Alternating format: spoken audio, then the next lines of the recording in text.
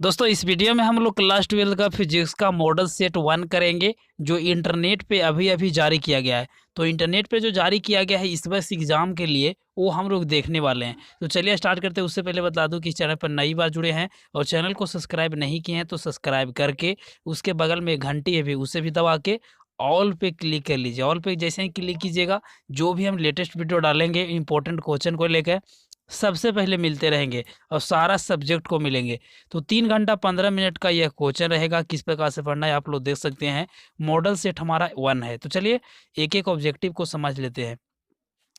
देखिए जो आएगा जवाब देने का कोशिश भी कीजिएगा, नहीं आएगा समझने का कोशिश कीजिएगा, ताकि आप लोग को जितना से जितना क्वेश्चन अगर आप लोग को माइंड से यहाँ पे समझते जाएंगे, देखते जाएंगे, सारा याद करते जाइए। ठीक है, एग्जाम बहुत नज़दीक है।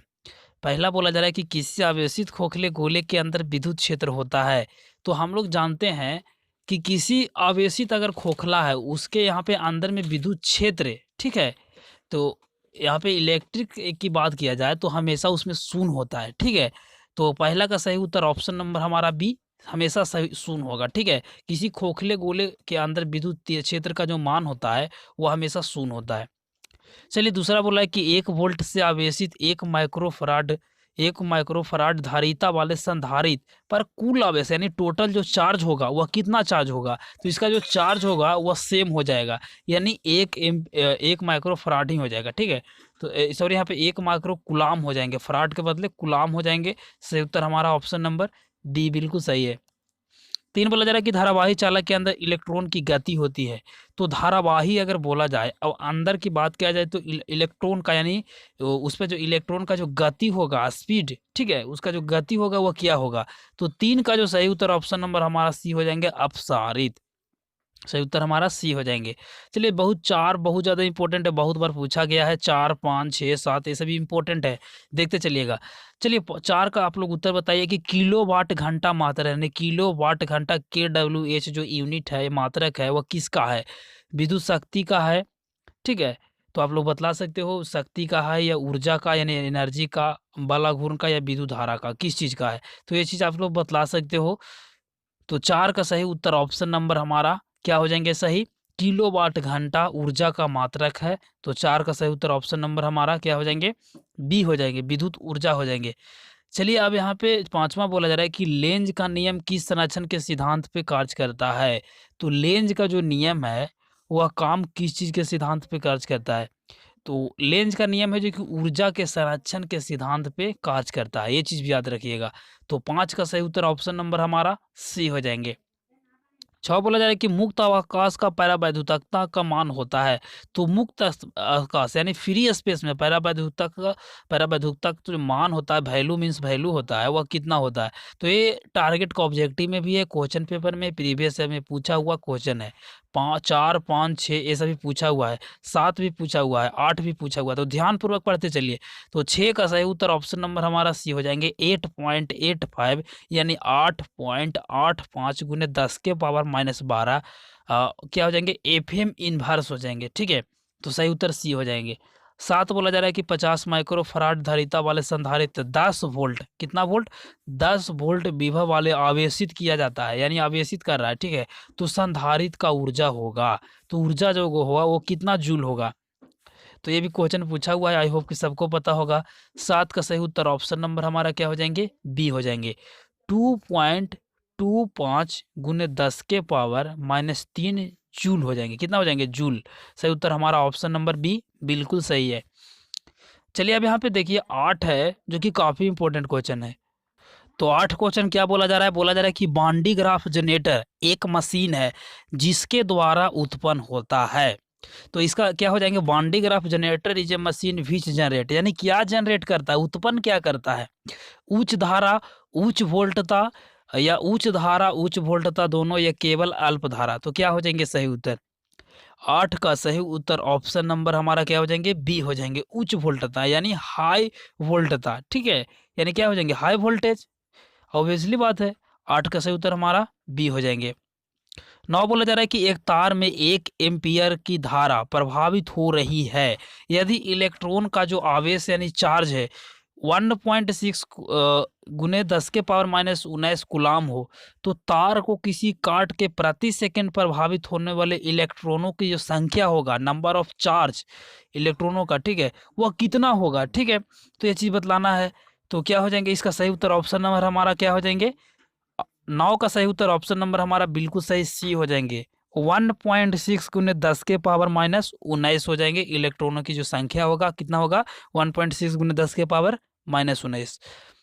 10 बोला जा रहा है कि डायनमो के काज का सिद्धांत आधारित है, तो सबको पता है, ये चीज सबको पता होनी चाहिए। The working principle of dynamo depended upon, यानी किस चीज पे ये आधारित रहता और डिपेंड अपॉन रहता है, तो ये रहता है विद्युत चुम्बकीय प्रेरण के सिद्धांत पे। किस चीज पे, विद्युत चुम्बकीय प्रेरण के सिद्धांत पे, यानी इलेक्ट्रोमैग्नेटिक इंडक्शन के पर यहाँ पे डिपेंड रहता है। तो सही उत्तर हमारा बी बिल्कुल सही है। चलिए 10 के बाद देखिए 11, तो 11 भी काफ़ी बार पूछा गया है, बट ये न्यूमेरिकल का क्वेश्चन है, इसका मैं ट्रिक बतला दूंगा आप लोग को, एक बार में भी आप लोग समझ जाइएगा। 11 बोला जा रहा है कि 64 समरूप बूंदे हो जिसमें प्रत्येक की धारिता 5 माइक्रो फराड है, तो मिलाकर एक बड़ा बूंद बनाती है। तो बड़ा बूंद को, यानी 64 को समरूप बूंदा है, 1 बूंदा 2 बूंदा 3 बूंदा ऐसे कर करके यहाँ पे 64 को टोटल है, ठीक है, उसको मिलाकर यहाँ पे एक बड़ा बूंदा बनाता है, ठीक है। तो बड़ा बूंदा का जो कि धारिता होगा वो कितना होगा, तो ऐसा क्वेश्चन आएगा। तो सबसे पहले जितना बूंदा रहेगा उसका अंडर रूट क्यू निकालिएगा, तो 64 का क्यू निकालिएगा तो कितना होगा 4, और जो यहाँ पे प्रत्येक की धारिता जो दिया हुआ रहेगा उससे गुना कर दीजिएगा। तो प्रत्येक की धारिता 5 है, तो 5 इंटू 4 माइक्रोफराड से करेंगे तो 5 गुने 4 यानी 20 माइक्रोफराड हो जाएंगे, ठीक है। तो सही उत्तर हमारा ऑप्शन नंबर देखिए अब कौन सा सही है, सी बिल्कुल सही है, ठीक है। तो ये चीज़ को यहाँ पे समझिएगा। चलिए अब यहाँ पे 12 बोला जा रहा है कि प्रकाश के एक माध्यम से दूसरे माध्यम में प्रवेश करने पर अचर रहता है। तो एक माध्यम से दूसरे माध्यम में प्रवेश कर रहा है, तो जो कांस्टेंट होगा, कांस्टेंट रिमेंस कौन सा होगा, तो ये चीज बतला सकते हो। 12 का सही उत्तर क्या हो जाएंगे, 12 का सही उत्तर ऑप्शन नंबर हमारा ए बिल्कुल सही है, आवृत्ति। आवृत्ति का मतलब क्या, फ्रीक्वेंसी, ठीक है, तो सही उत्तर ए हो जाएंगे। 13 बोला जा रहा है कि 5 ओम प्रतिरोध के तार के जिसका विभवांतर 7 वोल्ट है, 20 मिनट तक की धारा प्रभावित किया जाता है, यहाँ पे धारा लिखा हुआ है, धारा प्रभावित किया जाता है, तो उत्पन्न जो ऊष्मा होगा कितना कैलोरी होगा, क्वेश्चन पूछा हुआ है, आई होप कि सबको ये पता होगा। 13 का सही उत्तर ऑप्शन नंबर हमारा डी बिल्कुल सही है, 2800 कैलोरी होगा, ठीक है। तो ये चीज मारिए। 14 बोला जा रहा है कि प्रतिघात का ऐसा मात्रक, प्रतिघात का सबको पता है कि ओम होता है, ठीक है। तो 14 का सही उत्तर ऑप्शन नंबर हमारा क्या हो जाएंगे, बी हो जाएंगे। 15 बोला जा रहा है कि यौगिक सूक्ष्मदर्शी की लंबाई बढ़ाई तो आवर्धन क्षमता, तो यौगिक सूक्ष्मदर्शी यहाँ पे बोला गया है, ठीक है। इसको अगर लंबाई को बढ़ाएंगे तो इसकी आवर्धन क्षमता होगा वह क्या होगा, तो आवर्धन क्षमता घट जाएगी। अनअकैडमी कॉम्बैट शुरू किया जा रहा है, इंडियस लागे fortunately competition for IIT JEE 2021 के लिए। आप लोग इसमें चैलेंजिंग क्वेश्चन पूछे जाएंगे, कंपटीशन में भाग ले सकते हैं, सारा जो क्वेश्चन पूछे जाएंगे उसका सोल्यूशन भी दिया जाएगा। 1 से 3 रैंक लाते हो तो 1 मंथ का अनअकैडमी का सब्सक्रिप्शन विथ अमेजोन कार्ड दिया जाएगा। उसके बाद 4 से 50 लाते हो तो 1000 का अमेजोन वाउचर दिया जाएगा, तो आप लोग प्राइज जीत सकते हो। ये जो आप लोग को शुरू हो रहा है 3 जनवरी से 11 बजे से शुरू हो जाएगा, टॉप एजुकेटर के द्वारा यहाँ पे, उसमें वीडियो का सोल्यूशन भी मिलेगा। 60 मिनट में 21 क्वेश्चन रहेंगे, 3 सेशन से, फिजिक्स केमिस्ट्री मैथ से, सारा सिलेबस आप लोग देख सकते हैं कहाँ कहाँ से क्वेश्चन पूछे जाएंगे। इसमें पार्टिसिपेट होने के लिए अनअकैडमी लर्निंग ऐप को प्ले स्टोर से डाउनलोड कीजिए, उसके बाद RANJAY70 यूज जरूर कीजिए। अगर इस वीडियो के डिस्क्रिप्शन में भी मैंने लिंक दिया, वहाँ से क्लिक करके RANJAY70 को यूज करते हो तो 10 से 15% तक आपको कोर्स में छूट मिलेंगे। किसी प्रकार का अगर सब्सक्रिप्शन लेते हो अनअकैडमी से, अगर RANJAY70 को देते हो तो आप लोग को 10% तक के छूट मिलेंगे, तो जरूर से जरूर यूज कीजिए RANJAY70 को। चलिए अब 16 बोला जा रहा है कि एक प्रिज्म में गुजारित प्रकाश की किरणें, एक प्रिज्म है, ठीक है, ये प्रिज्म है, ठीक है, एक प्रिज्म से यहाँ पे गुजरती किरणें जिसमें कि आपतन कोण I, ठीक है, आपतन कोण I तथा निर्गत कोण I2 है, आपतन कोण I और निर्गत कोण I2 है, ठीक है। तो बोला जा रहा है कि न्यूनतम विचलन का जो स्थिति होगा वह कितना होगा, ठीक है। तो 16 का सही उत्तर ऑप्शन नंबर हमारा बिल्कुल सही जो होगा वह कौन सा होगा, तो इसका 16 का सही उत्तर हमारा ए हो जाएंगे, क्या हो जाएंगे, I1 है वह बराबर होगा I2 के, ठीक है, क्या हो जाएंगे, I1 होगा I2 के बराबर। सही उत्तर हमारा ऑप्शन नंबर जो कि ए बिल्कुल सही है। तो यहाँ पे 15 का तो आंसर आप लोग देख ही लिए कि यौगिक सूक्ष्मदर्शी की लंबाई बढ़ाते हैं तो उसकी आवर्धन क्षमता घट जाती है। चलिए 17 देख लीजिए। 17 का ट्रिक से कुछ नहीं बनाइएगा, इसका मेथड होता है, सीख लीजिए एक बार। बोला जा रहा है कि दशमिक संख्या में 25 का द्विधारी निकालिए। 25 का द्विधारी हम लोग निकाल रहे हैं, देखिए कैसे निकल रहा है। 25 को निकालें, 2 से लगाना रहता है तो 12 दूनी 24, अंश में 1 बच गया, ठीक है। उसके बाद फिर से 2 से लगाएं तो 2 छक 12, फिर से 2 से लगाएं तो इस बार यहाँ पे कितना शेष पर 0 बचा, रिमाइंडर को देखना रहता है। इसे फिर से 2 से लगाएं तो 2 तिया 6, फिर से 2 से लगाएं। एक बार देखिए मैं यहाँ पे क्लियर से निकालता हूँ 25 का, ठीक है, छोटा में निकालता हूँ। देखिए कैसे निकलता है, 2 से लगाना रहता है हमेशा, तो 2 से लगाइएगा तो 2 से 12, रिमाइंडर कितना बच रहा है जो देखिएगा। रिमाइंडर यहाँ पे कितना बचा, 1 बच गया। उसके बाद फिर से 2 से लगाएं तो 2 छक 12, तो यहाँ पे फिर से रिमाइंडर 0 इस बार बचा। उसके बाद फिर से 2 से लगाएं तो 2 तिया 6, फिर से 2 इस बार रिमाइंडर 0 बचा, फिर 2 से लगाएं तो 2 एकम 2, ठीक है। एक मरतबे लगेगा, यहाँ पे रिमाइंडर 1 बच जाएगा, ठीक है। बचेगा कि नहीं बचेगा, तो आप यहाँ से देखते चलिए कि क्या क्या यहाँ पे हुए। तो यहाँ पे फिर से यहाँ पे लगाएंगे तो यहाँ पे 1 ही बचेगा, ठीक है। तो ये चीज़ यहाँ पे आप लोग नीचे से ऊपर चलिएगा, नीचे से ऊपर जाइएगा तो नीचे से आप लोग काउंट करते चलिए कि कौन सा सही होंगे, ठीक है। तो यहाँ पे जो नीचे से सही से हम लोग चलेंगे तो इसका सही उत्तर हमारा हो जाएंगे 1 ए हो जाएगा, उसके बाद 00 होगा, उसके बाद 1 होगा। तो यहाँ पे देखिए कौन सा ऑप्शन सही है, 1 1 00 1 1 1 00 1, और उसके बाद नीचे में द्विधारी 2 से है, तो यहाँ पे सही उत्तर हमारा देख लीजिए। तो यहाँ पे ऑप्शन नंबर देखें तो बी बिल्कुल सही है, 1 1 00 1, उसके बाद द्विधारी 2 से व्यक्त किया जाता है, तो सही उत्तर हमारा बी बिल्कुल सही है। चलिए नेक्स्ट क्वेश्चन पे चलते हैं। तो नेक्स्ट ज़्यादा डिटेल करेंगे तो वीडियो काफ़ी लंबा होगा। 18 बोला जा रहा है कि यदि एक गोले पर आवेश 10 माइक्रो कूलाम है हो तो उसकी सतह पर विद्युतीय जो फ्लक्स होगा, फ्लक्स वह कितना होगा, ठीक है। तो ये क्वेश्चन पूछा हुआ है, आप लोग बतला भी सकते हो। 18 का जो कि सही उत्तर ऑप्शन नंबर डी हो जाएंगे। क्या हो जाएंगे, 36 पाई गुने 10 के पावर 4 न्यूटन मीटर स्क्वायर वाई कूलाम। सही उत्तर हमारा डी बिल्कुल सही है। चलिए अब हम लोग देखते हैं कुछ और क्वेश्चन को। यहाँ पे 19 बोला जा रहा है जो कि काफ़ी ज़्यादा इंपॉर्टेंट क्वेश्चन है। क्वेश्चन नंबर अब 19 बोला जा रहा है कि हाइड्रोजन स्पेक्ट्रम में कौन सी भाग श्रेणी दृश्य भाग में पड़ती है। तो हाइड्रोजन स्पेक्ट्रम में कौन सा श्रेणी दृश्य भाग में पड़ती है, तो ये भाग पड़ती है बामर श्रेणी, याद रखिएगा। 20 बोला जा रहा है कि प्रकाश के किरण के तीखे कोण से मुड़ने की घटना को हम क्या समझते हैं, तो उसको हम लोग क्या कहते हैं या समझते हैं, सेम बात है। तो इसका जो सही उत्तर हमारा विवर्तन हो जाएगा। 21 बोला जा रहा है कि नीचे जो दिया गया है ए और बी में समतुल धारिता यहाँ पे बताइए। तो ये क्वेश्चन पूछा हुआ है, काफ़ी बार पूछा गया है, इसका डिटेल नहीं करेंगे, आप लोग केवल ध्यान से देख लीजिए। सही उत्तर हमारा सी हो जाएंगे। सबको पता है 20/9 माइक्रो कूलाम होता है, माइक्रोफराड होता है। चलिए 22 बोला जा रहा है कि देखिए ये काफ़ी इंपॉर्टेंट क्वेश्चन है। बोला जा रहा है कि चुंबक की ज्यामितीय लंबाई एल जी एवं चुंबक की ज्यामितीय लंबाई एवं चुंबकीय लंबाई के संबंध होता है, यानी दोनों के बीच जो रिलेशन होता है वह क्या होता है, किस प्रकार से। तो देखिए 22 का सही उत्तर हमारा ऑप्शन नंबर ए बिल्कुल सही है। एल एम इक्वल टू होता है 6/5 एल जी, ठीक है, याद रखिएगा। सही उत्तर हमारा ए बिल्कुल सही है। देखिए एल एम इक्वल टू क्या होता है, 6/5 एल जी। 23 बोला जा रहा है कि पानी तथा कांच का अपवर्तनांक 3/2। देखिए ये बनाइएगा तो काफ़ी इजी से बन जाएगा, क्रॉस मल्टीप्लिकेशन केवल करना रहता है।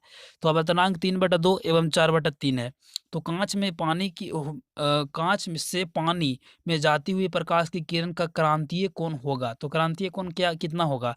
तो 23 का सही उत्तर हमारा ऑप्शन नंबर ए बिल्कुल सही है, sine inverse 9/8। Sine inverse 9/8 cross multiplication कीजिएगा। चलिए ये बिल्कुल सही है। 24 बोला जा रहा है कि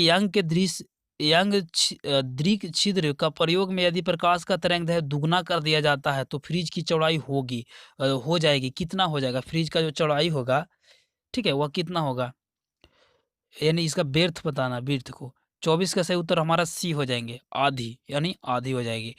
25 बोला जा रहा है कि एक उत्तल लेंस 24 सेंटीमीटर की दूसरी दूरी पर रखी हुई है, तो वस्तु को तिगुना आवर्धित काल्पनिक प्रतिबिंब बनता है, तो लेंस का फोकस दूरी, ठीक है, लेंस का एफ इक्वल टू कितना होगा, इसका जो डिस्टेंस होगा एफ का वह कितना डिग्री कितना सेंटीमीटर होगा। तो 25 का सही उत्तर ऑप्शन नंबर बी बिल्कुल सही है, 36 सेंटीमीटर, ठीक है। अब कैसे निकलता है इसको करेंगे हम लोग तो काफ़ी लंबा हो जाएगा, ठीक है। चलिए 26 बोला जा रहा है कि श्रेणी क्रमबद्ध LCR परिपथ के अनुनाद होने पर आवश्यक शर्त, यानी जो कंडीशन इसका होता है वह क्या होते हैं। तो देखिए इसका जो 26 का सही उत्तर हमारा ये हो जाएंगे ओमेगा L इक्वल टू 1/ओमेगा C, याद रखिएगा। चलिए अब क्वेश्चन नंबर 27 से बोला जा रहा है। 27 क्या बोले जा रहे हैं, बोला जा रहा है कि एक परिपथ के प्रत्यावर्ती धारा का I equal to 50 cos 100 pi t है। तो इसका प्रत्यावर्ती धारा का जो आवृत्ति होगा, फ्रीक्वेंसी होगा, वो कितना हर्ट्ज होगा। तो 27 का सही उत्तर ऑप्शन नंबर हमारा जो बी बिल्कुल सही है, 50 हर्ट्ज बिल्कुल सही है। 28 बोला जा रहा है कि बूस्टर का नियम है। तो सबको पता है कि बूस्टर का म्यू इक्वल टू क्या होता है, 10 IP, सबको पता है। तो 28 का सही उत्तर ऑप्शन नंबर हमारा सी बिल्कुल सही है। 29 बोला जा रहा है कि बीटा क्षय उत्पन्न करता है। तो बीटा क्षय है वह उत्पन्न करता है, तो ये करता है, क्या करता है, समस्थानिक। चलिए अब यहाँ पे 30 बोला जा रहा है कि निम्नलिखित विद्युत चुंबकीय तरंगों में किसका तरंगदैर्घ्य सबसे कम होता है। सबसे कम तरंगदैर्घ्य किसका होता है। तो सबसे कम अगर बोला जाए तो सबसे कम होता है हमेशा गामा किरणें का। चलिए 31 बोला जा रहा है कि डिब्रोगली तरंग में लेमडा एवं संवेग p के बीच संबंध होता है, रिलेशन क्या होते हैं। तो 31 का सही उत्तर ऑप्शन नंबर हमारा बी बिल्कुल सही, लेमडा इक्वल टू HP। ठीक है, सही उत्तर हमारा बी बिल्कुल सही है। 32 बोला जा रहा है कि ट्रांसफार्मर का कोड बनता है। तो सबको पता है नर्म लोहा का बनता है। तो 32 का सही उत्तर ऑप्शन नंबर ए हो जाएंगे। 33 बोला जा रहा है, 32 का आप लोग मार लेंगे ए। 33 बोला जा रहा है कि निम्नलिखित में से कौन सा विद्युतीय क्षेत्र का त्वरित नहीं करता है। तो कौन सा है जो कि त्वरित नहीं करता है। तो 33 का सही उत्तर ऑप्शन नंबर बी बिल्कुल सही है, न्यूट्रॉन। 34 बोला जा रहा है कि दो परमाणुओं की परमाणु की संख्या का अनुपात, रेशियो दिया हुआ है 1:27, इनकी नाभिकीय त्रिज्या का अनुपात कितना होगा। तो 34 का सही उत्तर हमारा ए हो जाएंगे, 1:3। इसका कुछ नहीं यहाँ पे निकाला है, क्यू ठीक है, 1:27 का क्यू निकाला है तो 1:3 हो जाएंगे, और पिछली बात है। चलिए यहाँ पे 35 बोला जा रहा है कि भूतरंगों के लिए आवृत्ति होनी चाहिए, फ्रीक्वेंसी कितनी होनी चाहिए। तो 35 के सही उत्तर ऑप्शन नंबर हमारा कौन सा सही है, ऑप्शन बी बिल्कुल सही है। कितना हो जाएंगे, 1500 किलो हर्ट्ज हो जाएंगे, से कम, उससे कम होनी चाहिए। 36 बोला जा रहा है कि एक समान विद्युतीय क्षेत्र ई वेक्टर एवं विद्युतीय क्षेत्र ई वेक्टर, एक यहाँ पे शायद कुछ ना कुछ मिस्टेक है, पी वेक्टर होना चाहिए ई वेक्टर। तो दिशा में थीटा विक्षेपण किया गया कार्य, यानी थीटा के विक्षेपण में किया गया टोटल काम जो होगा वो कितना होगा। तो 36 का सही उत्तर ऑप्शन नंबर हमारा ए हो जाएंगे, W equal to P1 - cos theta, सही उत्तर ए बिल्कुल सही है। 37 बोला जा रहा है कि एन टाइप, क्या बोला जा रहा है कि एन टाइप के अर्धचालक में मुख्य धारावाहक होते हैं। तो 37 का सही उत्तर हमारा सी हो जाएंगे, इलेक्ट्रॉन। 38 बोला जाए कि निम्नलिखित में से किसकी वेदन क्षमता महत्तम होता है, यानी मैक्सिमम होता है। तो मैक्सिमम सबको पता है कि गामा किरणें का होता है।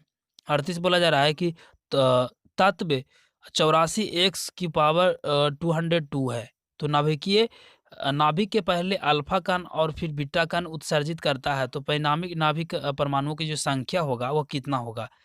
ठीक है, तो यहाँ पे 39 का सही उत्तर ऑप्शन नंबर हमारा बी बिल्कुल सही हो जाएंगे, 83। जितना नीचे रहेगा उससे एक कम करिएगा। 40 बोला जा रहा है कि पूर्ण तरंगी दृष्टिकरण में यदि निवेश आवृत्ति 50 हर्ट्ज है तो निर्गम जो यहाँ पे आवृत्ति होगा वह कितना हर्ट्ज होगा। तो 40 का सही उत्तर ऑप्शन हमारा सी बिल्कुल सही हो जाएंगे, 100 हर्ट्ज। 41 बोला जा रहा है कि किसी परिपथ का प्रतिरोध 12 ओम तथा प्रतिबाधा 15 ओम हो तो परिपथ का शक्ति गुणांक होगा, कितना होगा। तो 41 का सही उत्तर बी हो जाएंगे, 0.8। 42 बोला जा रहा है कि प्रकाश की तरंगों के संचरण में दोलन गति की दिशा तथा ध्रुवन तल की दिशा के बीच का कोण, यानी बीच का जो एंगल होता है वो कितना होता है। तो सही उत्तर बी हो जाएंगे, 90 डिग्री। तो इस वीडियो में हम लोग 42 ऑब्जेक्टिव को किए। इसमें से 1-2 ऑब्जेक्टिव हो सकता है बाय मिस्टेक गलती हो सकता है, उसका आंसर आप लोग बदला सकते हो। वीडियो अच्छा लगा तो वीडियो को एक लाइक कीजिए, दोस्तों में शेयर भी कीजिए। इस चैनल पर नई बार हैं तो चैनल को सब्सक्राइब करके अपने दोस्तों में शेयर जरूर कीजिएगा। ठीक है, आप लोग शेयर नहीं करते हो, चैनल को सब्सक्राइब भी कीजिए। हमारा PDF वेबसाइट से मिला है www.technicalranjay.com, या टेलीग्राम में सर्च कीजिए टेक्निकल रंजय, वहाँ से भी आप लोग ज्वाइन होकर PDF ले सकते हो। मिलते हैं एक नई वीडियो में, तब तक ले जय हिंद, वंदे मातरम।